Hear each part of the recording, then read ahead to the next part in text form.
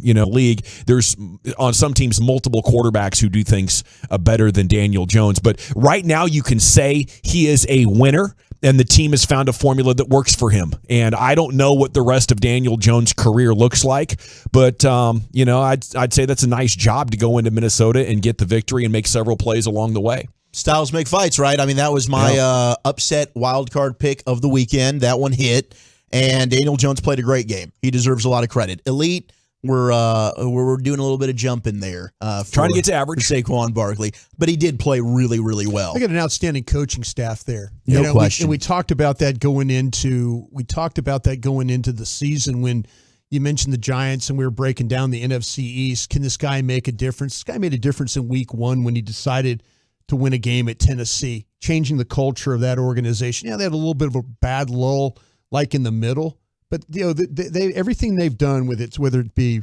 Brian Daboll, whether it be Mike Kafka, Wink Martindale at defensive coordinator. That's the elite thing. That's to me. Yeah. They've got coaches. No longer do you have just bumbling, foolish coaches on that staff that are we kind of finally saw what Daniel Jones is capable of doing during a season with some coaches that actually know what the hell they're doing. So salute to them, and maybe if those scouts can get them a few more players, they could make a run. I don't think they make a run beyond the next round, but it's definitely a successful season in progress. They remind me very much of the team that we had in Green Bay in '92 that just missed out on the playoffs, that went 9-7. We were one game away. If we'd beaten Philadelphia and gone 10-6, we were in.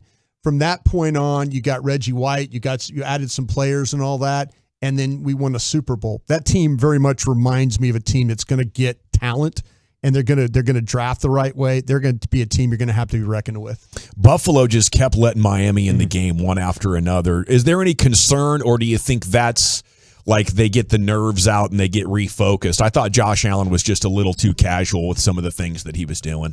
Yeah, Josh Allen was a problem for them. They start the game so great, and then he's ever since the elbow, it seems like things have not been quite the same for him.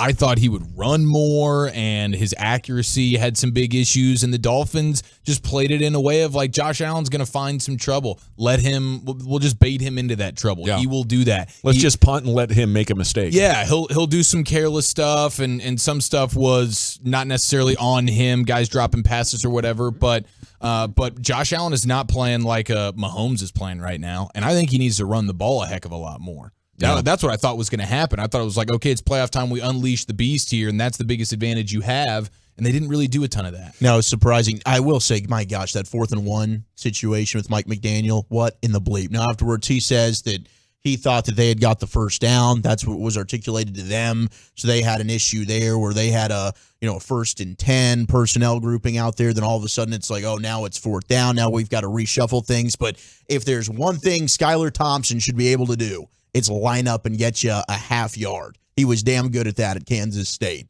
I didn't understand why that took so long to get the play call in, but some coaching malpractice at the end of that game for Mike McDaniel, a learning experience for him, and what was really a great year for the Dolphins, despite all the injuries that they dealt with at quarterback. Kind of felt like there was a lot of pressure on Josh Allen, especially in this playoffs. This guy was talked about as being the MVP of the league.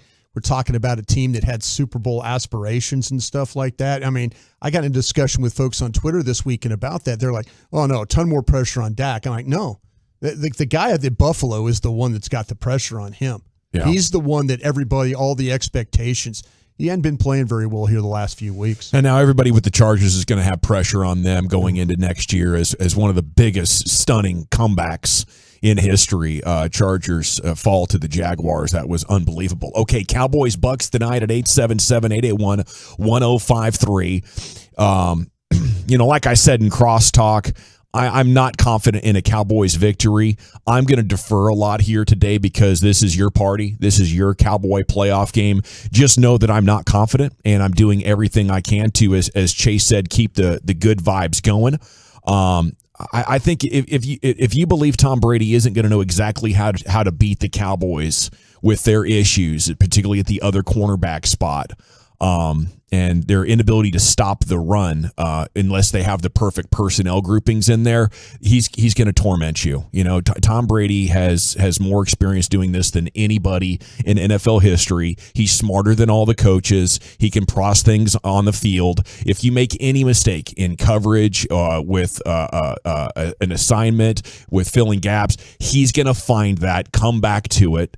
And I'm thinking it's 30-16. Okay, that's the last I'm going to say of it. That's the last I'm going to say of it. That's my prediction. It's tradition. As we go into the game, we give our predictions. It's out there. Now let's see what you guys have to say. The truckwreck.com fan text is open. Please leave your name and city you're texting from. Brian, how you seeing this game? Yeah, I've got Dallas winning this game 27-23. I know the Buccaneers have lost to guys this year: Desmond Ridder, Jacoby Brissett. They've lost to P.J. Walker, Mitch Trubisky. Guys like that.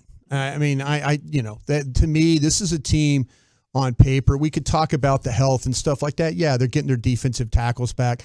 I do think they've got some issues along their offensive line, and I think that your Cowboys pass rush is going to kind of figure out some things. I think you're going to move Parsons around.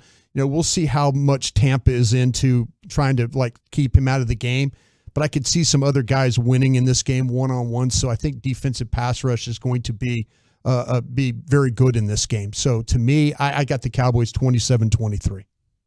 Gosh, that fires me up, Walchuk. Does that fire you up over there a little bit? Fires me up. I want all the Cowboy win predictions that I can get. How much confidence are you leaking currently? All of it. Okay, so you were having nightmares about Brady last night. Uh-huh. Even though Emmitt Smith was on the ceiling above the bed. Yeah. It was Brady that was on your mind. Yeah. And I said this last year after that 49ers game. They got to prove it to me in the postseason. I can't continue to just pick them because I love them and I'm a Cowboys fan and I'm going to wave my Cowboys thong around and just You're a journalist for crying out loud, Wolchuk. 24-23 Bucks. And Brady does it again. I think if this game's close in the fourth quarter, he's going to find a way. The Cowboys have to stomp on them early, and you cannot allow them to get back in this game. Otherwise, Brady is going to do what Brady does, much like we saw the Packers and Aaron Rodgers do. They will come back, and they will rip your hearts out in the fourth quarter. It's just what will happen. But you're wearing your Roger the Dodger shirt today. Yeah, because guess who's the last time we got the win in the Navies? Roger the Dodger against the Rams. The last time the Cowboys won in the playoff blues was Roger the bleeping Dodger. Yep. I like the message you're sending right now. I like the vibe I'm you're trying to sending give right out now. all the good juju, but unbiasedly, I think this one comes down to a final Brady drive, and I think he does it. And I don't think the Cowboys are able to get the pressure and make the play because they failed to do it lately. It all comes down to trust, and the Cowboys are the better team here, but who do you trust in the playoffs, especially in their own house? It's going to be Tom Brady. Tom Brady welcomes these moments. He flourishes in these moments. He rises to the occasion in these moments. He is never more comfortable than when things are insane and it's playoff time and it's do or die and it's put it all on the bleeping line. No one's better. And sadly, no one's worse than the Cowboys in these moments. So my trust is just not there either, and I have to go 23-20. 23-20. Okay, so we are 3-1 Bucks, but the good news is the person on this show that knows the most about football, Brian Broaddus, sees the Cowboys getting the dub. Woo! Victory party tonight in the postgame show. One of Brian's votes is worth like 10 of ours. Yeah, he's so the Cowboys are winning this 10-3. I forfeit my vote for you, Brian. I just, what they need to do is they need to find a way to get after this Bucks offensive line. They've got a center that's in there that hasn't played the entire season. Find a way to kind of wear him down. Take advantage of him. Their left tackle has not been, even you talk to the people in Tampa Bay, they will tell you that their left tackle, Donovan Smith, has not played well at all. Fourth most penalties of any tackle in the sport this year. We're going to get one. We're going to get one of these holding calls. They better damn well get a holding call. We're going to get more than one. They haven't got a holding call since the Green Bay game in Week 10. You shut your mouth. No, that's what I'm saying. We care about the truth on this show, Broaddus. Stop saying that. Are you serious? It's the absolute truth. To me, I just find a way. You have to find a way to break this Buccaneer offensive line down. Like you say, if they don't do that, you guys' predictions are good. I just feel like though in this game though we haven't seen it. We haven't seen it in a while. But there's something about Parsons and playing against Donovan Smith, I think that I really, really like about this game. Well, hey, you're onto something there. Cowboys, you look at their sack, their pressure numbers, right? They're first or second in the league And Brady was near the bottom of the league in multiple categories against pressure this season. 29th in QBR. He had a 6.7 QBR when pressured. And 31st in yards per attempt. He also threw the third most interceptions in those situations. Pressure is king. If the Cowboys can win at the line of scrimmage, then they will win this game tonight. I like that. That's some chicken soup for your Cowboys soul. Josh from Sulphur Springs sees it 31-20 Cowboys. Have a great show, gentlemen, says Cherd in SoCal. Thank you so much, Cherd, for making us part of your day. Gerald in Fort Worth is calling it 38-10 Cowboys. Okay. Jared in Carrollton, 23-16 Cowboys. 254. So none of you guys are smoking a brisket tonight? Not even a burger? I'd love to smoke a 50 brisket. If you'd like to come in and do a pregame show and a postgame show for me, I'd be happy to do that. yeah. But I'll be here till 1 a.m. Smoke a brisket and have a crawdad boil. Yeah. Okay, let's get out there, smash them in the mouth, and keep our foot on their throat. Bucks 28-20. That's from Ray in Arlington. He has Dak throwing 2 picks as well. Lucas sat in Portland last night, 140-123 the final. It's crazy how bad their defense can be some nights. They'll be off the next 2 evenings and then host it at Atlanta. Okay, we have the G-Bag of the day coming up at 2:30, curated by Lucius Alexander. The show goes until 4, and then Cowboys pregame show is going to start. Chiafalo and Broadus. I'm going to sit in with you guys if you don't mind. Sure. 30-year trend, no road playoff wins, and why that actually does matter this evening. Does it matter to you? That's coming up next here. It is the G-Bag Nation on your home of the Cowboys on a Cowboys Monday, 105.3 The Fan. Let's chat about Men's T Clinic.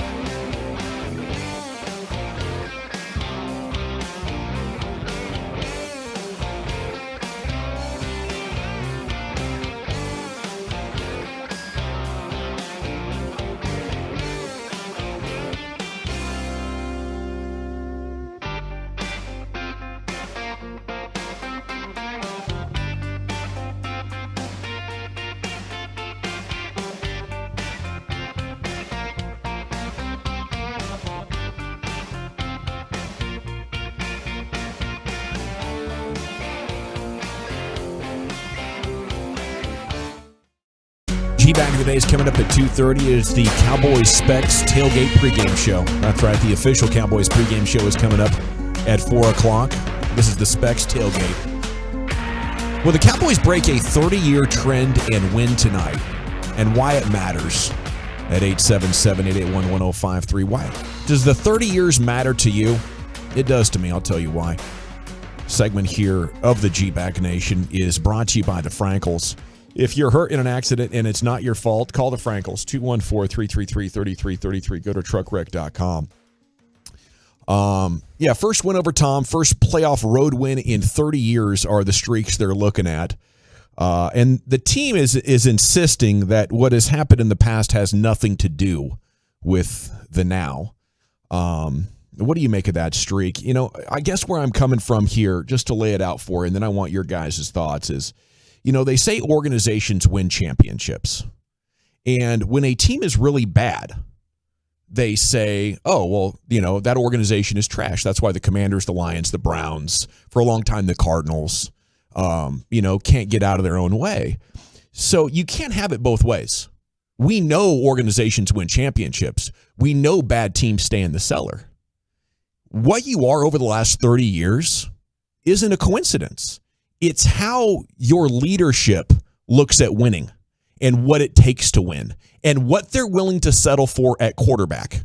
Had an undrafted guy, now you have a fourth-round guy. Build teams that only make the playoffs. Never go for it. This is what you're going to get. Teams that can't go on the road and win playoff games. Who do? Hall of Fame quarterbacks. Front offices that stockpile their teams with high first-round picks because they go through a couple 2-3 year period where they're really, really bad. They're willing to rebuild. Cowboys aren't willing to rebuild. So they get a Micah Parsons, but they don't get the collection of great players in a condensed period of time that going all the way to the bottom gets you. So you're willing to settle for just good enough franchise quarterbacks. You don't go through stretches of time where you're picking in the top 10 and accumulating legit 5-star blue chip players. And your front office believes in conservatively managing the salary cap. So what you get are teams that A, aren't good enough to win multiple playoff games and certainly aren't good enough to win road playoff games. The last time you were maybe that good, well, it was with Jimmy Johnson, and then maybe Parcells had you headed in that direction, but, he got old and wanted to retire. So the Cowboys not winning road playoff games is a result of how they build teams.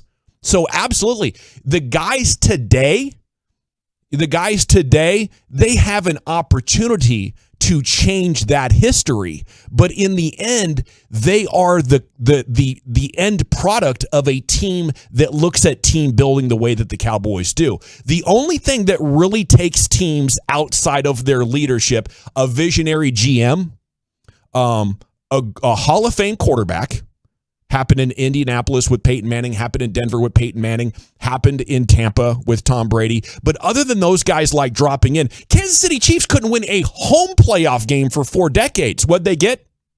Patrick Mahomes and Andy Reid. Now they win home playoff games and road playoff games, and they go to the Super Bowl. That's what does it. So I would say yes. Unfortunately, guys like Tony Romo and Dak Prescott aren't good enough to win road playoff games until the front office stocks their team one way or another, either overcommitting finances or dominating drafts, like the 49ers do. 49ers also have a visionary head coach. So, I think this roster is a continuation over the last 30 years. That's where I am. And we need somebody to appear here like Tom Brady. He made the Patriots for 20 years. You got Belichick now. Why can't he do it? Oh, well, it's because the Hall of Fame quarterback left. So, your front office, your organization is going to dictate how good you are. The only trump card is a Hall of Fame quarterback. And here we are now, like spinning our wheels and hoping something changes. But man, I definitely don't think it will. And I think we need the head coach to recognize that. We need the head coach to be able to go into the Joneses' office and say, guys, our quarterback isn't good enough, and the The depth isn't good enough. You have to spend money if we want to win road playoff games. We have to pick one of these next 2 years that I'm under contract with and attack free agency with full gusto and full force. That's what you need from a head coach, not a head coach that's willing to let the Joneses dictate reality. They don't know how to win a championship. That much is obvious. I held the floor for too long. What do you guys think? Well, this coach has won a championship before. I think this quarterback has shown that he's better than just good enough a lot of times, and his Hall of Fame potential is still all the way out there. And a night like tonight would really, I would say, propel that. Right, everything's out in front of them tonight, and for as much as team building and getting the blue chips, I think they got a lot of blue chips. When you look across the roster, there's plenty of blue chips to go around. They won 12 games. They're going up against a team that is sub 500 with a point differential that's negative 45, I believe, on the season. So I think they have a very real chance to go in there tonight and get the victory. Now, can they go on a huge run? That's remained to be seen. But winning tonight's game and getting the ball rolling, I think there's a very real chance they can do that. And Vegas is telling you they are the better team, despite all the ways they've team built. And I think Micah Parsons is a blue chip player. Zach Martin still absolutely is. Think at times DeMarcus Lawrence is a blue chip player pretty much all the time. Trayvon Diggs, blue chip player. CeeDee Lamb's become that. Tony Pollard is that. And Dak, on any given day, can be that. Hopefully today's that day. You go into Brady's house and beat him in the playoffs for the first time in an organization's history, the first road game in 30 plus years. You're talking about laying the foundation for that Hall of Fame second half of your career, Dak. It's all right there for you. It's a huge legacy game. And you got a coach on the sideline that's done it before. He did it with the Hall of Fame quarterback. He needs his quarterback now to step into that light. And it's all there for him. Yeah, it's this is a huge game for Dak and building that foundation of, hey, can you be the guy? If they lose tonight, then absolutely, we're going to be having conversations the entire offseason on, do you need to move on from your quarterback if you want to take the next step? No matter if you're a Dak Prescott fan or if you have always been the anti-Dak Prescott crowd, because there's nobody that's in the middle. Right? It's either like, hey, you're one way or the other. That's why it gets toxic anytime you start talking about Dak. But overall, Gavin, I have to agree with the majority of what you said. The last 30 years, you as an organization have failed, and you have left the standard to be the likes of the Lions and Washington. That's where you are. Jerry even acknowledged it talking about Romo's career. Biggest regret, not doing enough to get him a Super Bowl. I mean, it's the proof is in, hey, you haven't reached a conference championship game in the NFC. Who are the other teams that have not done that? It's those two. So absolutely, you have failed to succeed in the postseason. A big reason why is you refuse to ever actually rebuild. Brian, I hate to shortchange a man of your wisdom, but do you have like 30 seconds, your take on this topic? Yeah, you weren't good enough to beat the Rams on the road because of your defense. You lost to the Packers on a missed call, and you were a botched hold away from beating Seattle on the road. Maybe history changes or looks at you a little differently if somehow you can win those road games. It is time now for the G-Bag of the Day. Here's Lucius, and a happy Monday to you, sir. Hey, man, happy Monday to you, too. You're making a lot of sense there, Dawson. Well, thank you. Yeah. But I try not to be too negative, though. I feel Thank you you to Chiafalo for coming back strong with a positive take. Had to just, lawyer it up there, man. Because you got a chance to change a lot of minds tonight, baby. Get a dub. Come on, change my mind. So, yeah, when you said Arizona, though, my mind got stuck with the Cardinals and how heartbreaking it was to see Emmitt Smith suit up in a Cardinal uniform. That was. Boy, there was a young Lucius sitting by the TV saying, I'll be damned. What is this? What is happening here, and why the helmet so damn big? Were you rooting for him? The helmet was big. I mean, I wanted to see him do good, but it just didn't make sense. Yeah. You know? Still doesn't. It still doesn't. Yeah, I can see it right there. Oh, I look so bad. All right, let's see. Kevin Harlan is our winner. The curse of Harlan strikes again. Here he is cursing Steph Curry earlier this season. Steph Curry is at the line. He has not missed this year. Kevin. Why? So why? He's 22. That is you, Kevin. I am so sorry. Hilarious. Yeah. He's not sorry I'm either. so sorry. Yeah. I like how he still keeps going with the stats and everything where everybody just tripping. Yeah. Here he is getting Kyrie Irving the other day. Here is Irving at the line. He has only missed 11 free throws in 118 taken. Are you serious? Are you serious right now? I mean, you've got to throw that stat out while he's at the line. Why can't you say it after his second free throw? 91% free throws. The Harlan curse continues, people. I mean, Wow. We need Reggie Miller in studio today. Every time Gavin goes on an anti-cowboy rant, we just need to hear Reggie saying, why? I'm sorry. Gavin just powers through. Okay, here we go. Optimistic Gavin. Cowboy Gavin will ride before the end of this show. Yes, I guarantee it. I'll find believe something to see the light with here, Lucius. Brady sucks. Hey, did you guys watch the Anthony Taylor Idris Virgo fight at all this weekend? No, sir, I did not. I didn't watch it. It was on the Danza app or whatever. Yeah, but I heard Anthony Taylor got washed. And it's funny because he did most of the talking, pre-fight. You know what I mean? Yep. And he got washed. This is really hilarious, right? Here he is doing a face-off with Idris, and he's singing the song "Freaking You," which is kind of strange. They're face-to-face, their shirts off. He's supposed to be like doing a little trash talking right here, staring each other down with the intimidation. This is not intimidating. I don't know what he got going on, but I got. Every time I close my eyes. Oh, we bet no I wake person. up feeling so horny. Oh, we bet a person. I can't get you out of my mind.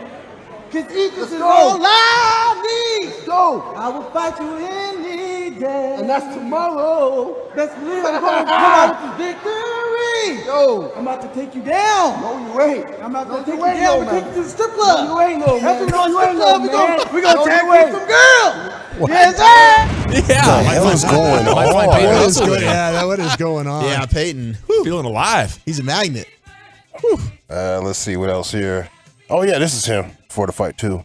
I don't know what he got going on, but I got my SpongeBob mode going on out here. What? Ain't nothing he gonna do to me I ain't seen. But after the fight, ladies, I'm in room 523. You know where I'm staying at? Hilton Wembley. What's good? After I whoop his ass, let's get it. He got washed. He got washed. He probably went to the emergency room after the fight to go check on himself. Did he say he was on his SpongeBob? Yeah, he's on the SpongeBob. I'm gonna have to look Change up that to one. London General Room 502. Yeah. I could do him some pre-fight entertainment though. This guy's got a post-fighting career. Oh, yeah. It's Entertainment Plus. There's a little voice too that goes yeah. with it. Yeah. We yeah. need this guy talking boxing like that Malinaji guy. Once he retired, the fun really started. This guy sounds like a bully in Family Matters or something. Let's see. How about this lady that had enough dealing with the customer service? You guys ever worked in customer service, answering calls and trying to talk people off the ledge? No, I have not. Yes. Well, wait, America it's called the Online. post-game show. Hysterical. Vibratus. Thank you. Thank you. Yeah. You say you worked at where, Dawson, Mr. General?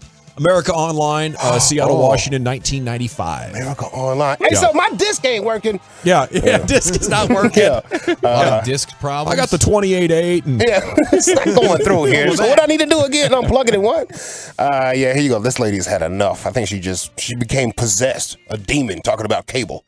Get me through to a supervisor now! Record the out of this call and get me to a supervisor now! Do it!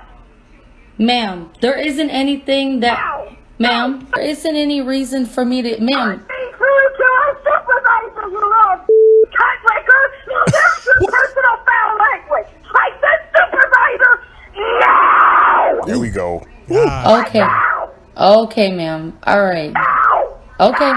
Okay, give me... Yeah. Don't say another word to me! Transfer me now! God damn. I would have hung up. I'm gonna put you on hold, ma'am. wow. I'm guessing she's You single. crazy, bro. Somebody might be married to that. Crazy. Yeah, I'll put her on the phone too if I was having trouble with the cable company or something. But you know what? I got one for you. We'll let you talk to this one. Yeah, everybody needs a get bleep done person in their lives. Woo, that is That's it. definitely the person in their lives. Yeah. Oh, man. Handle my phone calls. That was horrible. General's crazy. I disagree with this take. All right. Thank you. He's crazy. It's crazy, Yeah. man. It's crazy. Crazy out You're there. full of bleep, Dawson. Right on. There you go. he is Okay. full of There you bleep, go. yeah. Keep them coming. Damn baby. right Keep I 'em am. coming. Yeah. Go Cowboys. Any of the nominees, Lucius? Oh, man. As see soon as you Tuesday, said right? full of bleep, I forgot that I left my pears at home. I really did. Man. Oh. It's going to mess up my clock. Let's see. What we got? I forgot my fiber thins on my Bigfoot hunt. I'm all back. You see what I'm saying, bro? Let's see your whole Ate a lot of bacon man. and fajita meat. Yeah. You feel me? Thank you, dog. Left me hanging for a second, but it's all right. The Bible slide. You guys ever heard of the cha-cha slide? Cha-cha real smooth. But again. Yeah. Yesterday was a church day. All right, we about to have some spiritual milk. To the left. Spiritual milk. Take a step of faith. Pray once this time. Pray. On the devil, let's stomp. On temptation, let's stomp. Hey. Bible slide real smooth. Now praise your child. Just for some fun. There you go. Yeah. Is it the curse of Kevin Harlan strikes again? Is it Anthony Taylor talked trash and got beat up? Lady had enough of the customer. Or the Bible slide. I'll go with Kevin Harlan. Rock on that Bible slide, baby. Okay, Lucius. Oh, I'm definitely going with the lady screaming a hardcore metal song. Okay, we are told. We need to juxtapose The that Slipknot? with Baskey shut up. Wow, that was a roar. She kind of sounds like the lady that calls into Fine Bombs or Cow Turd, the Cow Turd lady. Cow Yeah, Turd. she does call into Fine Bomb, I think, talking about cow turd. Yeah, that's what it is. Yeah. That's Phyllis. what it is. Phyllis is her name. Yeah, Phyllis. Yep. Yeah, I'm going to go with the Phyllis sounding lady because that was some of the most jaw-dropping audio. It's I think 2 to 1 to we've 1. heard. Yeah, how about that? I'll go with the lady. as Yeah, well. she got me on. I'm excited. Score of 3. Oh, the passion, baby. And your new G-Bag of the Day champion, it's a lady that has had enough with the customer service. Okay, brought us Krusty's Corner's coming up next. Where are we going with it? Yeah, let's talk about some of the matchups for this game tonight. We'll do that next. Coming up tomorrow morning on Sean and RJ.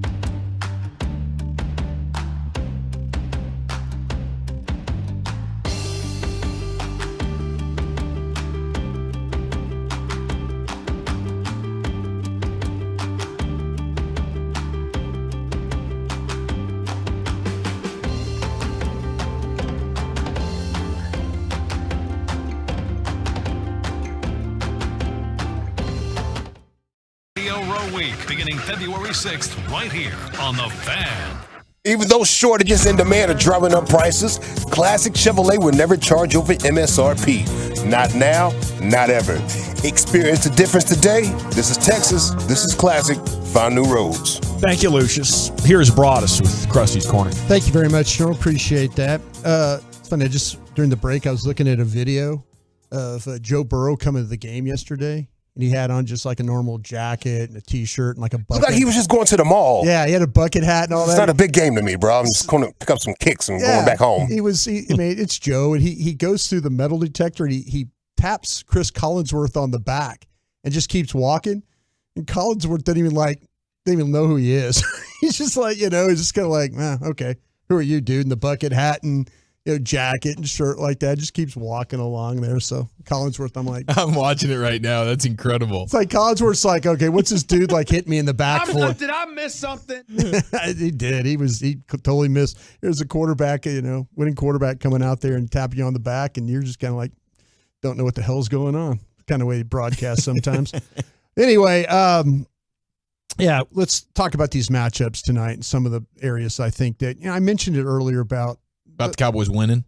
Yeah, well, I know I picked them to win, and so we'll see. We'll see how that goes. I just do feel like that they're going to have an opportunity against this Buccaneers offensive line, and I know that Brady, gets it out quickly. I mean, he's one of the best in the league at doing that. There's no question about that. What kind of coverage the Cowboys play? Tonight you're going to get Xavier Rhodes in this football game. You're going to get him playing. He's likely, when they go to nickel, he's going to be the outside corner. That means Bland's going to go inside, and then with Diggs on the other side. So that's how they're going to match up with these guys across the board: Evans, Jones, and Godwin. And aren't they 3 wide receiver sets all the time? Majority of the game. So yeah, you're going to. So Rhodes is going to get a healthy helping. He's going to get a healthy helping of this football game. We'll see how much they actually do mix in right. But a lot of it, I do believe how it goes early in this game with Rhodes. If he can hold up, he's a veteran guy. We all understand. He's got length. He's got toughness. He's the kind of guy that Dan Quinn loves playing at corner. I've mentioned this before. He just can't run. He's not the fastest guy. So how do you play? Now here's That's tough, man. That's tough. It's like I got this badass quarterback, man. He can't throw for damn, but you got to be physical. He's a quarterback. You got to be physical at the offensive line. At the point of attack, and on if you're playing press man, and that's what I would do with these guys. I am not giving Tampa any opportunity with any off coverage stuff. I'm sorry. I'm not going to let them double move. I'm not going to let them have inside routes. I'm going to take my chances of lining up and just trying to play jam coverage and make Tom Brady have to hold that ball. Make this a game where the Cowboys have to make it a contested catch game. Hell yes. Because we've seen before, Godwin, Evans, those guys have dropped balls before when you play contested football against them. Julio Jones, a little bit different guy when it comes to that because he's got the size, he's got that. Evans is a big guy too, but not like Jones. But when you fight those two for the ball, Evans and Godwin, they will kind of they'll lose a little bit of a concentration thing. I'm just not letting these guys have free access and routes. I'm not letting them run routes where all of a sudden Brady's just firing the ball to the outside and it's 7 yards off, and then you break a tackle and it's another 7 or 8 yard gain. Amen. I'm just not going to play that way tonight. Muck it up, man. Make it dirty for him inside. I hope so with Dan Quinn. I hope that's exactly what. And these officials have really been letting them play so far in these playoff games. Yeah, it's the Craig Wohler stat, and I'm trying to think because I know playoff crews are different because they're all-star crews. But I did see yesterday in the Buffalo game, a lady official was working, and she's normally with the referee in that game. So I wonder if in wild card games they keep the same crew. They keep the entire crew, and that's who works the game. Craig Wollerstad, we mentioned him last week, really limited on the roughing the passer penalties. So I'm taking some shots on Brady. Let's see if he's going to call him this game. But they're not really big on the pass interference penalties or the defensive holding penalties as well. So maybe that'd be an opportunity for the Cowboys to play a little bit tighter. I mentioned the matchup about Donovan Smith. I feel like he's the weakest link on this Tampa Bay offensive line. the left tackle. They know that too, right? Yeah, the Cowboys absolutely knew. Well, know the Bucks know that. The Bucks know this guy's not any good. The Bucks know that as well. And so to me, I'm getting as many rushes in this game against Donovan Smith. I am trying to create problems for him. I'm trying to create problems for him with his technique because he gets off balance. He doesn't handle inside power all that well. If I'm Mike, I'm running him inside as hard as I can. Maybe a couple hard upfield rushes, get all that weight on that left foot, and then bring it back inside on him. They need to draw some holding calls. We'll see if these officials will call some holdings in this game. We mentioned it earlier. Dallas hasn't got a holding call on defense from their rush since week 10 against the Packers. I mean, it's just insane. It's crazy. It's unbelievable. Crazy to believe that, but they could do it against this guy because they could break Donovan Smith down in the technique. And he's got the 4th most penalties at the tackle position this year, so he's good to just hang on for dear life, hold you, get the flag. Absolutely, make it as difficult as you can on him to have to make those blocks because I think that'll be a problem for him. Let's see how good that Ryan Jensen's feeling in this football game. He hasn't played the entire season. And so now coming off a knee surgery, there was a lot of question about him coming into this game. Would he play? Would he not? They activated him today, so he's going to play. If I'm Hankins, I put a guy right up on his nose. He's kind of a lighter guy. And so what I'm going to try and do is I'm going to try and walk him as much as I can. I'm going to make him have to deal with power, make him have to push off that knee. Maybe you can get him a little bit wore down, take advantage of him. I don't think they would put him out there if he wasn't healthy enough to go when I'm talking about Jensen. But he hadn't played all year. He hadn't played all year. So, if you're Hankins, in Oso Digizua played well last time these two teams met. Nick Leverett is kind of a banged up guy right now. Shaq Mason on the other side is a guy that kind of gives up a little bit of power and has some problems with quickness. I'm interested to see how well that Osa and then also though Hankins can do inside against these guys. I think they got a good shot there for that. Well, hey, listen, I'd like to activate Micah Parsons on Jensen. You talk about get him worn down a little bit, second half. Hey, welcome back to the NFL. Here comes Micah Parsons right through the A gap, aka your ear hole, bro. Yeah, what you have to worry about in this game is if on the defensive side for the Buccaneers, I know we talk about Vita Vea and Hicks, but what they do is they like to bring the blitzes out of White and Levante David off those two guys on the inside rushes and stuff like that. So you got to be able, it's going to be tough because you want to secure those down guys first, and then those blitzers come behind those rushers. So now you got to be ready. Those big bodies, you can't always see these rushers show up. So you have to be aware inside because that's how they were able to get to Dak last time in this game. They were able to kind of bring those blitzers, bring those guys up the middle, and that affects Dak the way he plays. So be mindful of that, the 3 inside guys for the Cowboys. I think having Biotish back at center really, really helps you in this regard, kind of sort all that stuff out there. If it's me in this game, I'm attacking that Carlton Davis III, number 24, is a guy that I'm absolutely going on. I think Jamal Dean on the other side is a really good player. I think Antoine Winfield will play some in the slot. Let's see how he plays and reacts with Lamb. Lamb was really, really poor the last time that these two played. So let's see if he could take advantage of Winfield out of the slot. But if I'm looking at a guy to attack, Carlton Davis III, number 24, would be the guy that I would absolutely go after. Kellen's got to get CD moving around, and I also want to see T.Y. Hilton take the Noah Brown snaps. I don't think that they'll do that, but I think you need to get T.Y. Hilton I think there's a good tonight. opportunity. I think you're going to see more T.Y. Hilton in this game. I really, really do. Just the fact that reliable, how quick he is. Yeah. We've seen him make some big plays on third down. I know he had a drop, in the Commanders game and stuff like that, but that's a big play guy for you that's had some experience in these types of games. Got to go with it for him. Thank you, Brian. There is Krusty's Corner during the Cowboys Specs Tailgate pregame show here on The Fan. We are an hour and 5 minutes now from the official Cowboys pregame show with Chiafalo and Broaddus. Coming up next, Cowboys links galore, including the 10 under-the-radar things to watch in this evening's wild card matchup. matchup. Before we get there, it is home show season out there. And, man, when it comes home show, it is savings time. Well, at Window Nation right now, windownation.com/home show, we're going to set you up 0% financing for 60 months. Hello, 5 years, no interest, plus 2 free windows with every 2 you buy. All this without leaving the comfort of your home. You don't have to go anywhere. Just go to windownation.com/home show. They'll set up a free virtual.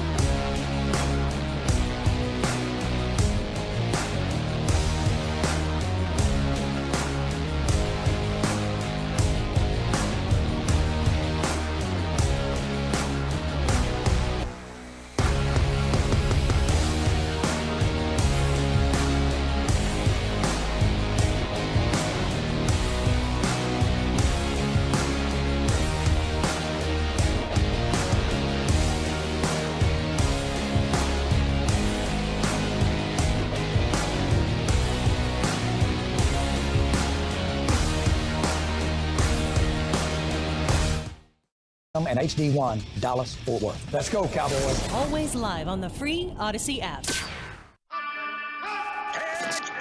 From our fan studio, secured by DFWsecurity.com, you're rolling with the G-Bag Nation on 105.3 The Fan. It's hour 2 of the G-Bag Nation on 105.3 The Fan. It's time now for Cowboys links galore. Before we get there, let's talk about the Cowboys' path to the Super Bowl if they do get the dub tonight. General at your service. There's Brian Broaddus, former Cowboy scout. Lucius Alexander is in the Pimp Cup Master Control. Wolchuk and Chiafalo here in the talk booth, and Carter Freeman is coordinating your video at 105thefan.com, Twitch, and YouTube. It is the Specs Cowboys Tailgate pregame show. The official pregame show is coming up in 1 hour. 682 says, Brian, don't be surprised if the Cowboys come out with T.Y. and CD on the same side and run CD across the middle to pull the safety and go deep to T.Y. on play action first play of the game. Anything but a 2-yard Zeke run up the gut, I think, is going to put a smile on my face. I'm looking for a boot or a waggle. Can we get boots and waggles? Ooh, booties and waggies, Broaddus. I kind of feel like that maybe they would take a shot. I like the idea about dragging and then taking the vertical shot, with that. The thing that I think that they might do is a combination but use Gallup. I know Gallup has been a non-factor this year. This could be one of those games, the sneaky games, where all of a sudden, he comes alive. If you remember when they played in Tampa 2 years ago, they were struggling, but it was Gallup that was kind of getting things going until he got hurt. Yeah. So I would maybe being out on that field, seeing all that again. They need to find a way to get Gallup going, not in the playoffs. Yeah. You can't just totally say this is all about Lamb or this is about Hilton. They need Gallup to do something. Maybe this would be a good opportunity. No question. They need somebody else to step up. And if MG can finally be that guy, but I do like the idea of you need to take some shots early, even if you don't hit them, right? Like I think Babe calls them insurance type plays. Like they're investments. It's just to try and get Tampa Bay off of playing tight coverage, which they did so much in that first meeting. Get them to respect that you will attack deep down the field. And T.Y. is that game. In the postseason with the Colts, he's averaged 16 yards a catch. There you go. So he's played big in these games. Go before. for the gusto right out of the gate. Shoot, Walchuk's thinking the same. Aren't you thinking the same thing? 2 words. Annexation of Puerto Rico. I love it. Play one. Build a lead. Okay, 10 under the radar things coming up in just a second. If the Cowboys do win this game and try to make a run for the Super Bowl, they're probably going to have to earn it. It would probably be Tampa, and then we do know it would be San Francisco, and then probably Philadelphia, unless the Giants can keep their dream alive. But that game would be next Sunday at 5:30. The Niners have scored 35 out of the last 6 games. They've won 10 games in a row. Yeah, it's stupid. Yeah, the quarterbacks. Are they the best team in the NFL right now? I think they are. Yeah. I do. I'll say this because I feel like they're the best team when it comes to how they play. Right. Yeah. It's not so much they don't put all the pressure on the quarterback to have to make plays. Very little pressure. There's almost none. It's the running game. The trade of Christian McCaffrey really made this team different on offense. Okay, this is the morning news here with 10 under the radar things with the Cowboys and Buccaneers matchup. Salute to them for posting this. Okay, Elliott is fresh and wants to continue his legacy. He comes in 2 regular. Wait, what the heck happened here? We're jumping around on me. He's missed he missed those 2 regular season games with injury in comparison to last season. Okay. But the game, we know that he struggled. The running game struggled. I think he's averaged 2.5 yards per carry here lately. But Zeke said that he feels really good. And in 4 postseason games, Zeke's averaged 4.2 yards per carry. So he's played pretty well in the postseason, and we mentioned that first game against Tampa. They went away from the run. Zeke wasn't the issue. Yeah, Zeke was actually running the football pretty well, which kind of goes against the grain that we expected, because the Cowboys a year ago in Tampa were like, hell, we just can't run on these guys. We're going to throw it all the time. Well, you actually did run the ball on them pretty well in the first game, and then you decided, well, bleep it, we just got to throw because we're so far behind, but that clearly didn't work either. Storyline number 2, the offensive line. Who's going to be your left guard tonight, Brian, and how much does it matter? Oh, it's going to I think they're shifting it's going to be McGovern that's going to be your left guard, and Tyler Smith is going back out to left tackle.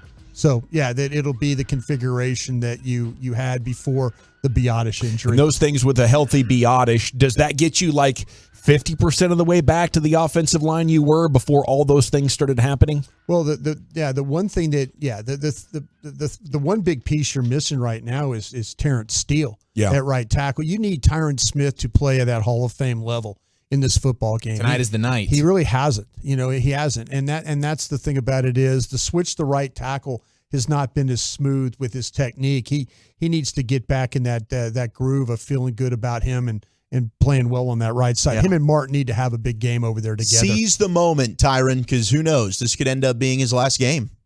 Okay, Michael Gallup's moment is next on the list. We just talked about that. Yeah. I do feel like there will be some opportunities, and he has made a few plays this year, getting his feet in, having some decent games. But yeah, it's most likely going to come next year where Michael Gallup returns to that player that we were familiar with before his torn ACL. Next storyline, Tom Brady is undefeated and undisputed 7-0 against them, whether playing for New England or Tampa. J-Ron Kerr says it's 2023. He hasn't beat us this year, and that's all I'm going to worry about. That is a great quote. All right, we're all 0-0 at this point, right? For the playoffs. Yeah, he's never beat the Cowboys in the playoffs. Okay. Oh, shoot, yeah. I mean, neither of the Bucks, right? They're 0-2. You can be 7-0 against me in the regular season all you want, bro. I'm going to be 1-0 in the playoffs. That's the one that counts. What about the ref and the playoffs? Officiating crews get mixed with 4 officials from 8-man crews remaining together once the second season starts. Craig Rolstad is the ref on Monday night. Yeah. Working his first Cowboys game this season. What do we know about this guy, Brian? The Cowboy, yeah, he's, like I said, very low on roughing the passer penalties. I think what you have to be interested, the Cowboys have a really, really good record with him as an official. Last time he refereed a Cowboy, he didn't referee a Cowboy game this year, but in the last season, he was a part of the Atlanta game. I think it was 45-3. So, yeah, the Cowboys have a really nice overall record with him as an official. It's beautiful. And then the final storyline is the interior of the defensive line. Golston, Watkins, Osa all had good games against Washington. You're also getting Hankins back. You have Gallimore. You have Bohanna. As a collection of guys, they've invested more than in the past when it was just jobber central. Would you say this is a good group of defensive tackles, average? How would you qualify them, Brian? I would say that's a pretty good group. And you throw Hankins in there, he's just so hard to move. And I think we've seen some improvement from Osa. And don't forget Watkins in there, too. I think Watkins is one of those guys, when it gets down to like those 3rd and 1s, 3rd and 2s, 4th and 1, 4th and 2s, he's been pretty good at holding the point of attack. So I would throw him in there as a guy that's has done a pretty decent job for you. All righty, it is the G-Bag Nation here on 105 through the Fan. We're going over some Cowboys links here. Cowboys links galore is the name of the segment. We go to brobible.com, okay? And Wolchuk sent me this one. This is greatness. Here's how much the world has changed since the Cowboys' last NFC Championship appearance. Of course, Bill Clinton was the president of the United States. Okay. Broadus had a full head of hair. Did you? No. You had those big glasses on. Did you tell us it's the 80s when you shaved that? Yeah, 1983. Yeah, 83. Yeah. Did you ever go full buzz beyond that first one? No, that was it. We went for the flat top look, and it just never came back. So that was the buzz. And then I used to keep my hair short before the pandemic, and then when the pandemic hit, then I started Let growing that thing flow. Yeah. Looks good. All right, I'm going to nail this one, Broadus Dawson. The last time the Cowboys won a road playoff game, I was there.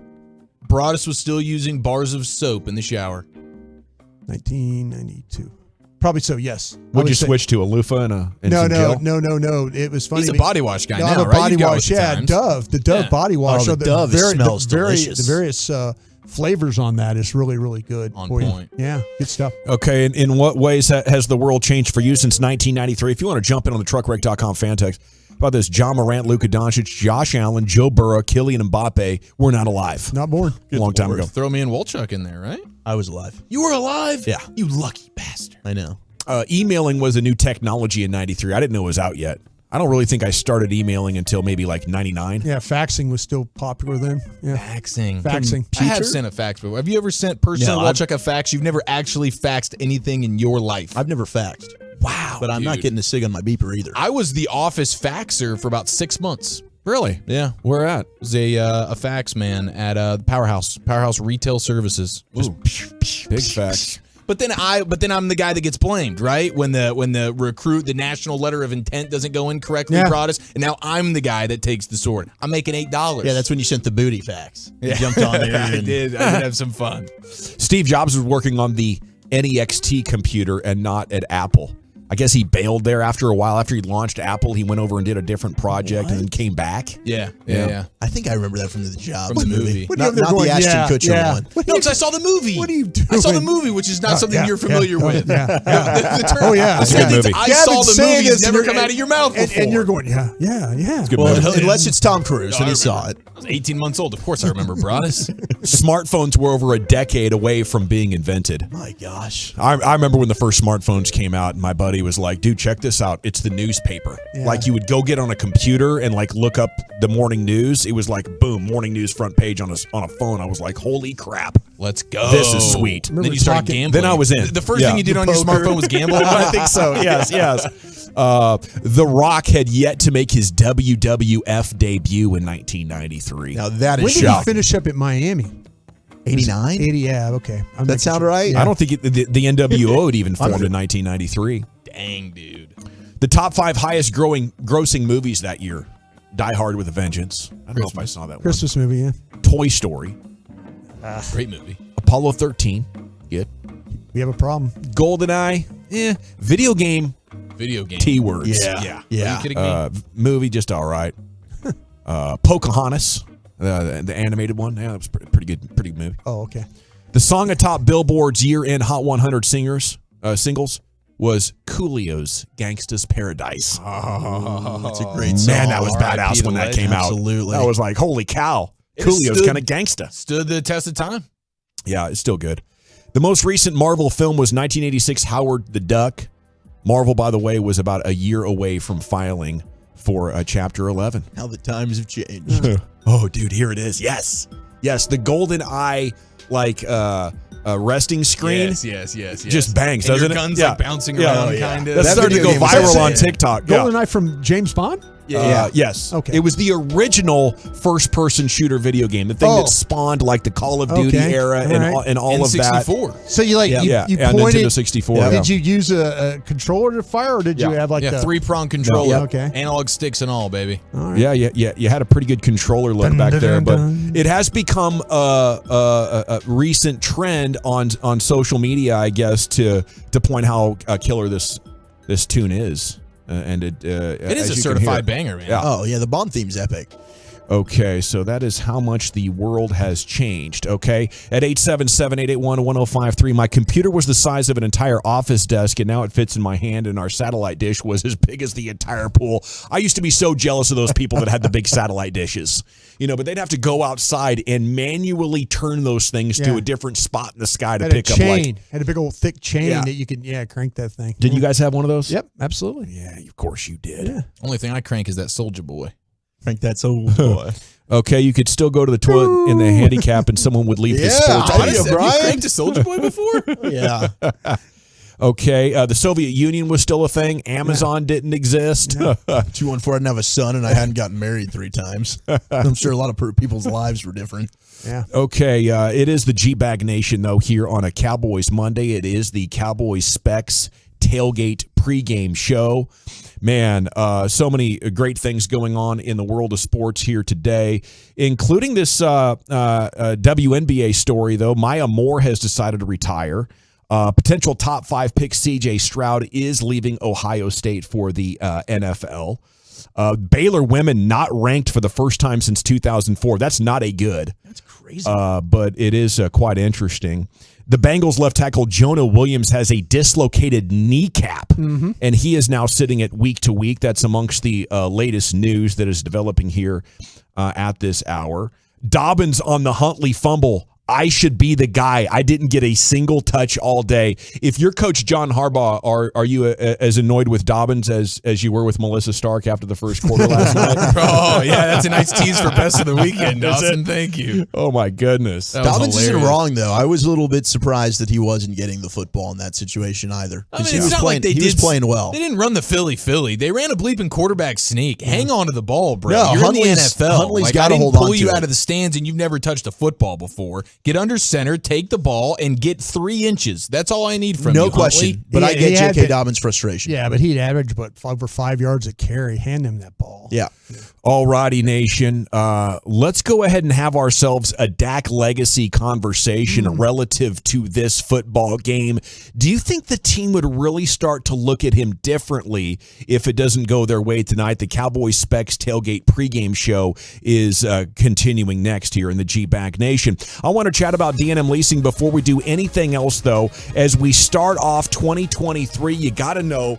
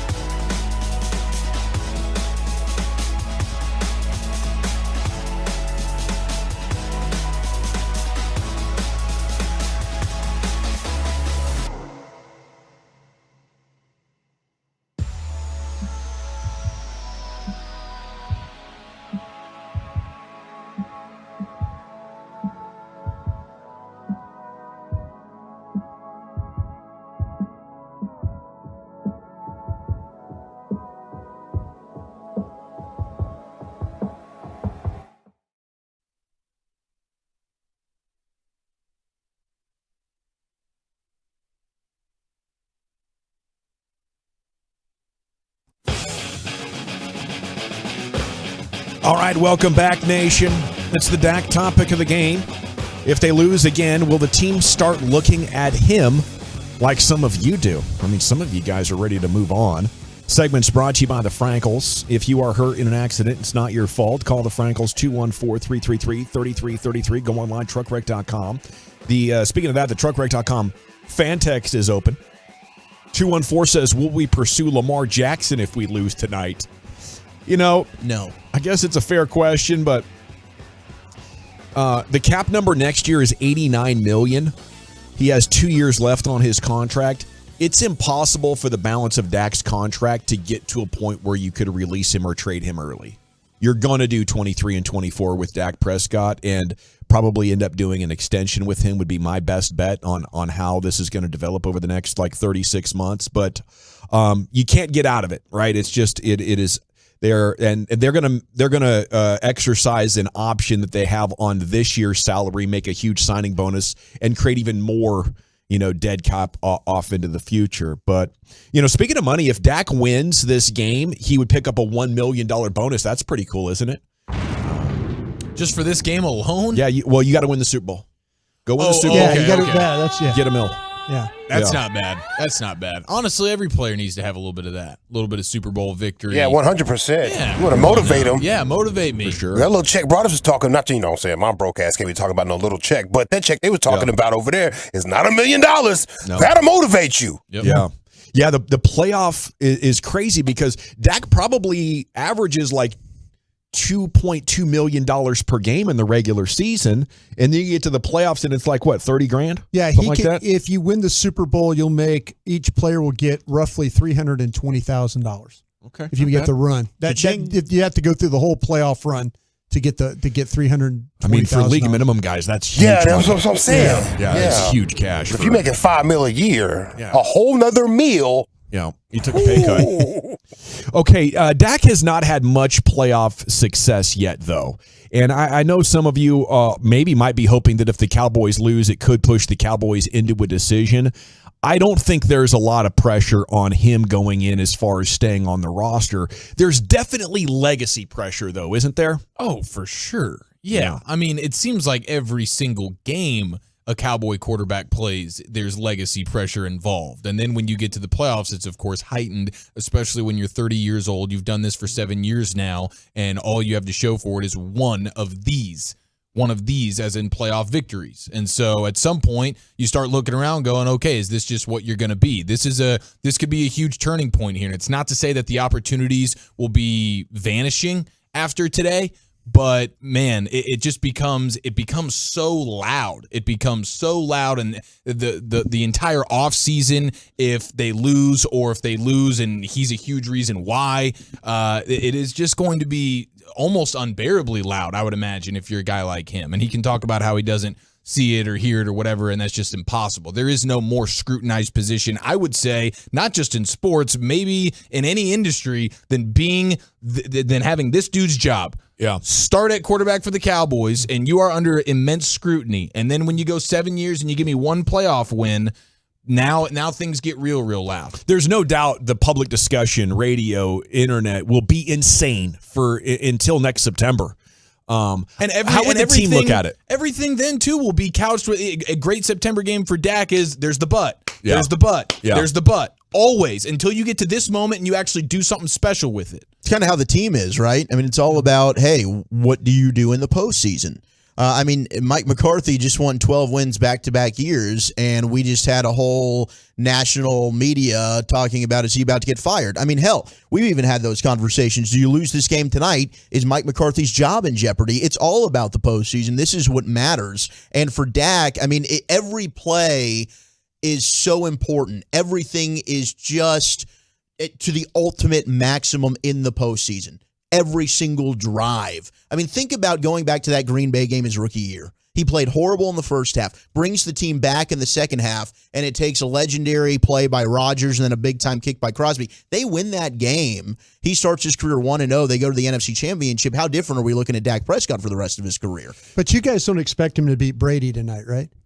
I don't know. I think he's going to play well tonight, but no, I don't think that they. I picked the Bucs to win by 1. I think Brady does what he usually does and finds a way to win it late in the fourth quarter. So 602 is asking, you honestly think if Dak keeps playing like he has, they would re-sign him? That would make no sense, even if the market demanded it. That's the 602. And I totally do. I think the fans will get upset. I think the media will discuss it. But just like the Cowboys stuck with Jason Garrett for an additional 5 years after we were through, they're going to ride with him. I believe what you said maybe a year ago when we were talking about this quarterback. I believe that it was the evaluation of the coaches this year, and then it was the evaluation of Dak in 2023. And this year, Dak vindicated himself, though. There's no need to evaluate Dak. You can, to me, I still believe in what you said. I still believe that next year is the determining factor whether Dak Prescott. If he had played poorly this year, the coaches would be fired, and then his ass would be on the line. But he didn't play poorly. He's had some bad moments. The possibility is you could lose a coach. I'm not saying I don't think Kellen Moore gets a head coaching job. I really don't. But Mike McCarthy might want to make a determination to move on from Kellen Moore. Yeah. And then now you've evaluated the coach. Okay, let's see what he does with a different offensive coordinator. To me, I think Dak is still. I think next year for Dak is the year where they determine that they say we're either going to pay him or we're not going to pay him. Right. And if they don't feel like that they can. They don't feel like that they can have playoff success with him. I could see them moving on from him. Well, I like that. So you think if they lose tonight, the narrative internally takes a step towards, hey, maybe this isn't our guy? I think you said this yourself. I did last year. Yeah, that's what I'm saying. But assuming Dak would have played poorly this year, you can't put it all on this game after a successful season. To me, the thing about it is the thing that bothers me the most about this quarterback is the decision making. That's the thing that bothers me the most. Yeah. Can you live with a quarterback that constantly makes decisions that are not right? No, in big moments, it's getting you hurt. But you lose this game tonight because he throws 2 interceptions. Yeah. Then I think everybody is going to have a different 100% a different approach. And it's going to have to take a deep playoff run next year to get himself another contract. But why do the Cowboys just settle for a franchise quarterback? Why aren't they hard up for a Hall of Fame one? Because they want to make the playoffs, and Dak's delivering the playoffs. Yeah, Dak is giving you the playoffs. They won't ever stink to where they get a number 1 overall pick to where you actually are in position to get one of those guys. They had a chance during the Micah Parsons draft to draft Fields. Yeah. They were in the 10 hole. Could have got Fields. Could have moved on from Dak then, right? Could have. Yeah, in the Zeke year in 2016, there were multiple quarterbacks in the top 15. They haven't shown interest in it because once they feel like they have good enough, that's what they want to stick to. They don't want to risk losing good enough for great. They should have taken Ramsey. That's who they should have taken. But okay, I understand with your quarterback thing. Yeah, so I don't think internally they would seriously consider moving on from Dak as long as he plays as good as he has this year. I don't know what could make it worse. Because you have, if he continually turns over the ball and they don't have success. I know, but even though 15 picks is a lot, it's not enough to make you a bad down in, down out quarterback. 15 picks is a lot, but it's not 22. It's like, wow, that lost us a whole bunch of games. Even including the picks, he's improving your chances of winning. And I think the numbers back that up pretty good, don't they, Chiafalo? Yeah, for sure. Like he's still a very, very solid quarterback, and I guess what you're saying is that seems to be plenty enough for the Joneses. And to be fair, throughout all of football history, I think that was conventional wisdom. We have this guy. We're not moving off of quarterbacks, right, Broadus? You're not just rolling through quarterbacks. These days, things are changing a little bit. Teams are doing it now. Teams are more willing to eat cap space to try and go get the right guy. But is this a forward-thinking organization, or is this an organization that loves 90s football? Well, then, if that's the case, then we might as well not have talk shows anymore because we'll have nothing to talk about. Well, you're hoping that they can hit a draft, or you're hoping that things break your way, that they can get with the times. If you feel like that there are better options out there for you to go get a quarterback, other teams are seeing this. Other teams are doing this. We're moving off of quarterbacks at a quicker rate now, so maybe the Cowboys will find themselves there if that's how it all plays out over the next year, basically. But that would be the hope, I guess. Hey, other teams are doing it. We're moving off of quarterbacks. Let's try something different here. Sure. The hope is Dak wins tonight. You go on a playoff run and you get into the Super Bowl. You don't have to worry about this. And Dak proves and shuts up the doubters, and he's the guy, right? That's the hope. But there's doubt can this organization even evaluate quarterbacks? I talked about this on the postgame show. That's why I've definitely been a guy that's defended Romo, and I've defended Dak, because my biggest fear is I don't think this team knows and has gotten super lucky with having these guys just fall into their laps. And we've talked about how they've happened. Romo was very fortunate. It took the Quincy Carter situation for that to happen. The Dak thing was very fortunate. They wanted Paxton Lynch, then they wanted Connor Cook. Both those guys were gone. Thank God that happened. Then Dak fell into their laps. But it is because, to Gavin's point, they don't ever actually want to go ahead and rebuild. They always kind of want to be in the hunt to where they're in a position like they were with Troy Aikman in '89 to have the number 1 overall pick and get that franchise guy. When they go into rebuild mode, are you guys going to give them a break every time they lose a game? I don't think they'll go into rebuild mode. Well, just say they do. If they go into rebuild mode, then I won't care about the result. We'll be waiting for. So every week it'll just like, cool, they lost. I have no problem with that. Yeah, if they tear it down, no problem with that. If they tear it down, it's a great question because we haven't seen it. Yeah. 817, stop kissing Dak's butt, Gavin. He has been a loser. Are you the R word? I love you and pray for you, but what the bleep? Okay. What was that all about? Dak hasn't been a loser. No, he hasn't been a loser. But more than that, 817, I'm just telling you how I think the Cowboys are going to look at it. Okay, how I would look at it.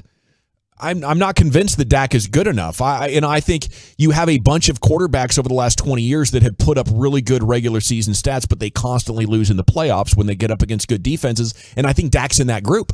I'm waiting for the NFL to figure that out and say, wow, look at this. If you're not a truly elite quarterback, you can't carry us. Why are we paying average quarterbacks like they're Hall of Famers? This is a massive economic hole in our model. Of course we're not winning. Brock Purdy's winning. There were 4 jobber backup quarterbacks in the playoffs over the weekend that were moving their team and threatening to beat contenders. All these things are possible, but we're throwing money at average quarterbacks so we can sell season tickets and pretend like he's elite. 49ers did try and go get a quarterback. They did. They moved up for Trey Lance. Yeah. They tried. Imagine they how tried. Awesome they'd they be. just happened to get one at the end of the draft. They got lucky like the Cowboys did. But, in defense of Dak right now, and here's how the team's going to look at it. Guys, we have average wide receivers and bad protection, and he played good enough to make a Pro Bowl. This year was where the rubber really hit the road, where finally injuries, age, trading Amari Cooper had provided Dak with less than an ideal set of circumstances, and he pretty much kept it on the road, other than throwing more picks. And I don't expect the Cowboys to look at him differently. I think it's Kellen Moore who's Dunsky if the Cowboys can't get it done tonight. Well, maybe an OC will come in here and say, you know what, we can't win with this guy.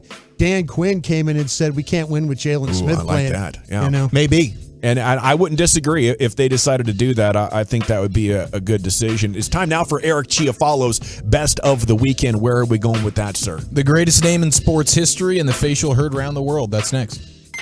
He brings the energy to your hump day morning. Almost ran off the road I was driving. The Hall of Fame playmaker, Michael Irvin, joins Sean and RJ.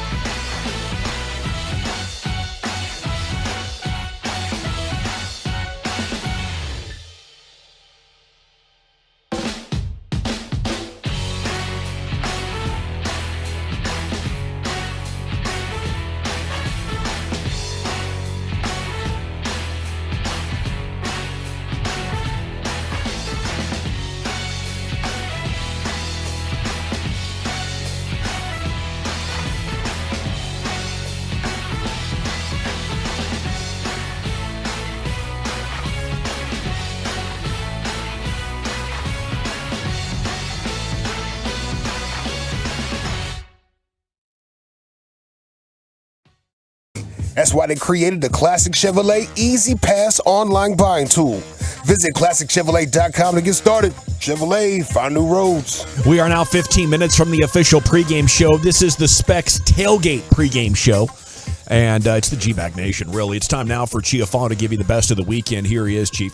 If you could buy a one-way ticket anywhere, where would it be? 877-881-1053. We got plenty to address here after a sports weekend that was, but the headliner, in my opinion, is Peter Schrager on Fox pregame show saying things about Cliff Kingsbury that shouldn't be overly surprising, but I think they were a bit eye-opening. And here is the report. Peter Schrager, where is Cliff Kingsbury right now? One of the guys that's being mentioned as an offensive coordinator candidate everywhere from New England to L.A.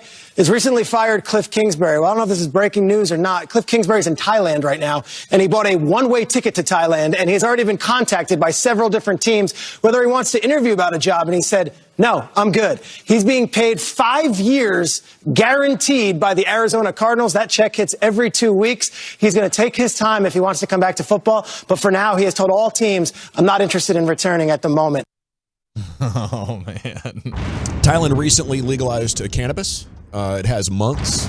It's a great place to escape and try to get some space. You know what I'm saying? Absolutely, man. Go on some retreats. There you go. There you go. And he's got, I believe he's got his model girlfriend, fiance, whatever she is, there along with him. So he feels like he's doing his thing. That check is going to clear, guaranteed 5 years, man. The life of a coach. Just get hired. Nothing that happens after that matters. Just get hired. And if you can secure the extension the way Cliff Kingsbury did, and then have your sights set, he was booked to Bangkok on Thanksgiving. Yeah. I mean, he's been ready for this, bro. I heard so it was congrats Phuket. to him. Yeah, and now I know exactly why Peter Schrager got Arizona's pick right for like 5 straight years. They're for the FaceTiming draft. and Yeah, texting yeah, each other. letting him know. Peter Schrager, the one thing you can count on in a mock draft that Peter Schrager's pick for the Arizona Cardinals was going to be exactly right.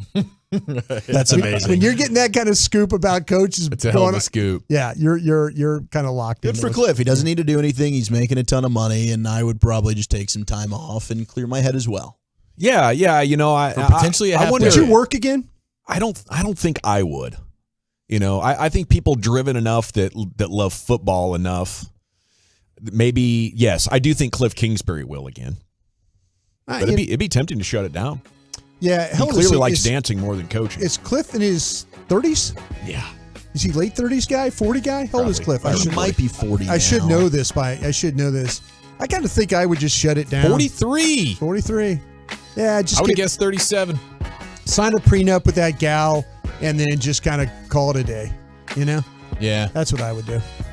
Well, I mean, you can hang him up. It's a long life ahead of you. He may wake up at 55 and he'd been quote unquote retired, and then boom, he's still Cliff Kingsbury. Nah, I'm good. Somebody's going to welcome him to the sideline if his good. money gets a little bit out of whack, or move he to- forgot to sign the prenup on every page. You know, he Move. He forgot to initial that one page that mattered. Yeah, move to Tahoe, someplace like that. We can hang out, get you a house, you can ski, enjoy the summers. You know, why you need the pressure anymore? Man, they put him through the grinder. And, you know, you look at this, what the players did to him. They're yelling at him on the sidelines and stuff like that. You think anybody wants to hire him? No, they're talking about sounds it. like it. It sounds like people want him on their sideline to do a okay. little offensive game. Just go be a planning QB things. guru, right? Be a personal quarterback coach. That's a good Yeah. move. That's right probably there. his best. Get big dough. Yeah. Those dudes are Go that's open where a he can excel. marijuana farm somewhere. You know? Yeah, might be already monopolized. Yeah. You know, A lot of people into that. Yeah, go invest in that. You'll be good. some people want to go to Ibiza, Spain, one-way ticket. Bali. I've heard of Ibiza. Oh, Ibiza. Yeah, if you're rich, especially. Somebody said Wolchuk's mom's house, but I'm not going to read that text. That's me. We got a great house. It was just Yo Mama's house. Maybe I did some editing there. My apologies, Wolchuk. Gonna smack you straight in the face. Brazil, some good stuff going on there. So shout out to Cliff Kingsbury doing his Bangkok thing. We do have from one coach to another. How about John Harbaugh last night? This is nice, man. This is the epitome. Like, this is why we brought him in the league. Me and Lombardi, in Philadelphia. How was he then? Oh, he was a lot nicer than he is now. Seriously, Wide-eyed kid Mike trying brought to it. do Mike his brought thing. him in as a special teams coach for the Philadelphia Eagles when we were there, and he was a hell of a lot nicer then than he is right now. Well, let me ask you this. I'm going to play you this sound. Tell me Harbaugh would not do just about anything to trade places with Bangkok's own Cliff Kingsbury. You told us your guys were going to be disciplined. What did you think about that last penalty? Well, I didn't like the last penalty. And so what will you tell your guys defensively? We'll be fine. Our guys will be fine. It's going to be a hard-fought game out here. We're going to play a good game. And Tyler Huntley with that interception, you said we might see Anthony Brown. What will that take? We'll just see how the game goes, okay? Thanks. Thanks, John. Thanks, John.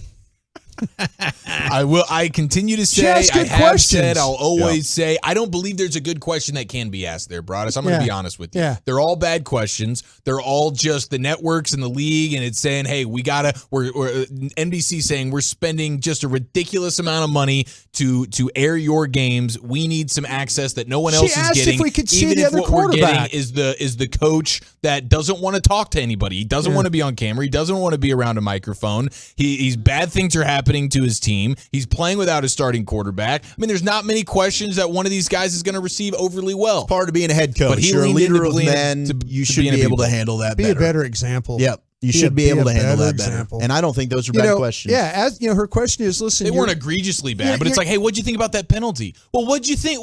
What do you think, Melissa? Do you think I liked the penalty? That's how she came out of the gates. Well, and I feel bad for her. She's in a bad spot. There's not much great questions that you can ask. He could say, listen, we just it's can't. A bad question. It's a bad penalty. Let's move on. We can't have those kinds of things go against. It's playoffs.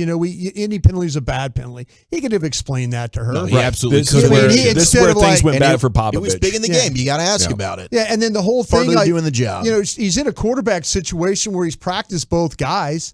He's like, hey, probably in the pre-show meeting, there was something where he said, listen, you might see Brown. You might see, and then she, as one of her game nuggets, was like, hey, could we see him, sooner? And he's like, he could say, no, we're going to stick with Huntley right now. We feel like he gives us the best chance to win. Okay, thanks, coach. That's all he had to say. Harbaugh was being a bleep. He absolutely was. No, I agree. He was being a bleep hole. Good. But I also understand that, asking a coach whose team was just penalized and it was costly before the half. She's doing what she's got to do. About what he thought about the penalty. I mean, she's doing what she can do, and the only thing she can do is ask bad questions. The quarterback one's not a bad question. It's a tough spot. He was a bleep hole. I agree. It is a tough spot. I feel like he was frustrated and flustered because he's like, I don't have my quarterback. What do you want? Yeah. We're here to lose. Like his quarterback doesn't want to play. Yeah. That's his deal. You're dealing with a quarterback that you let this get to the situation. You or the front office, you guys didn't want to sign this guy long term. So now he's making you pay for it. Agreed. Okay, let's play the facial heard round the world. This comes courtesy of Ja Morant and Grizzlies telecast as Ja Morant ruined someone's Saturday evening. Morant against McConnell. Pick and roll. Morant. Oh, my word. Holy cow. They got a holy cow out of that guy. Holy cow. And it was a monster jam. It was like, you've got to be kidding me. This has to be out of 2K. This isn't real. I watched this dunk as many times as Broadus watched a barbecue video on YouTube this weekend. Yeah. Just a ridiculous amount of times. Judd's Barbecue, really good video. Ja's doing some amazing things. I guess he's got a little sister, too, yeah. who's about to blow up and head for college. She's a hooper. What a freaking beast. Yeah. She's a hooper. She's about to see a lot of Morant. I don't know about She's the knocking hops, down but shots outside. She's a sniper. She's a sniper. Big respect to her. Also, big respect to the new gentleman who is a part of the Seattle Mariners organization, 17-year-old first baseman, Marlboro Jesus. Okay. It's a cool name. One of the top players from Puerto Garbanzo. Marlboro. You made that up. I did not, no. Garbanzo. Did you get ball sacked? Is his middle name Man? I sure hope that I hope I didn't get ball sacked here. He sounds real. He sounds pretty real. It sounds like a legit name of a guy, Marlboro Jesus. I'm not going to question it. I got respect for that guy. I do feel bad for Des Bryant, who this weekend tweeted out for the world to read, I can't make this bleep up, ... I walked in my bathroom, and guess what the hell? I see another damn raccoon. Oh, raccoon. Raccoon problem at the Bryant's house. I'll take a raccoon any day over a snake, though. Really? Yeah, get the snakes away from me. The raccoon they got fingers, bro. They got they are fingers, just as capable as you are. The problem with a snake, though, it can go escape, and now you have a snake in your house. You don't know where it is. Raccoon's maybe going to get back up in the attic. It's probably hanging out up in the attic, drop down, and you can find this guy, right? Yeah. Having a snake in your house, you got to leave until Dale comes by and figures out where it is. No, that's a good call because that snake could just escape right through the toilet. Yes. And now that is it's out of commission. Yeah, it's out of So commission. much potentially freakiness that forever. can go on with the snakes. Even if I know that, if I know a snake went into my toilet and then the people can tell me a few days later, hey, we got it out, I'm never going on that toilet again. Yeah. There's no question. No. And honestly, Number one only. I'm not going to be able to accept the invitation to the Bryant's household. I'm scared of raccoons. I'm He's sorry, just- Des, I can't come over for He dinner. needs somebody to come in. The pest control needs to figure this out with the raccoons. What a wild deal. There it is, best of the weekend with Eric Chiafalo. It is the G-Bag Nation. And that will wrap it up here for the Cowboys Specs Tailgate pregame show, the official pregame show with Broadus and Chiafalos coming up next. I think I'll ride shotgun with you guys if you don't mind there for a couple hours. Let's party. Just kind of soak in the Cowboys pregame aura. So that's next here in the G-Bag Nation 105.3 The Fan. I want to chat Frankels with you, though, because if you are hurt in an accident and it's not your fault, you got to trust the guys that we trust. It's the Frankels, truckwreck.com. Why? Well, they make sure you don't settle for less. I can tell you from